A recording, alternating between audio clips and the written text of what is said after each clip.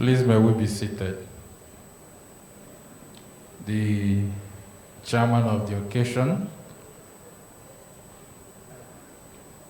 former this, former that. Prof, you are welcome to Enugu. The president of the NCN, just to recognize a few other persons, Professor Nam, who was with us when we hosted the Southeast Regional Food System Summit at Nike Lake. And then Chito, I didn't know you were coming, but it's good to see you again. Please permit me to, our people will say, that is whatever you are or whatever title you bear, that we sincerely recognize you. Great nutritionist. Great nutritionist. It's my pleasure to welcome you all to Enugu, the coal city state, former capital of East Central State, former capital of Old Anambra State, when it was Anambra, Ebonyi, and Enugu. Former capital of Enugu State, when it was Enugu and Ebonyi, and then Enugu State. I want to thank you for choosing Enugu, and then for the team which this 51st annual general meeting is anchored on.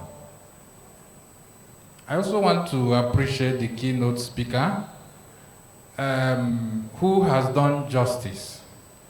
She told us what the problems are, told us the challenges, and told us ways forward. And one thing I will take home is that when she mentioned the idea of palliative, you know, during the COVID-19, even from the national, they were sharing palliative. But today, I've come to realize that those things that were taught, that was distributed as palliative, were actually low in nutrition.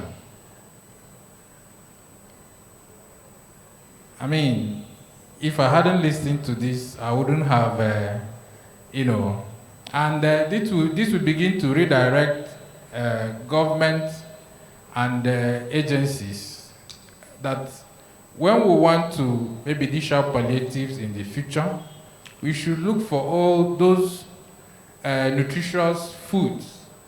I think we can talk about beans. We have our own local bean here that we call akidi. And then she also mentioned cocoyam. We have the pumpkin, we have the leafy vegetables, and we have all that. So we can begin to look at all those when next government wants to dole out palliatives. I want to assure you that in Enugu State, we have keyed into nutrition activities because we understand the consequences of malnutrition. We have our State Committee on Food and Nutrition, which has been inaugurated. We have adopted the multi-sectoral action plan.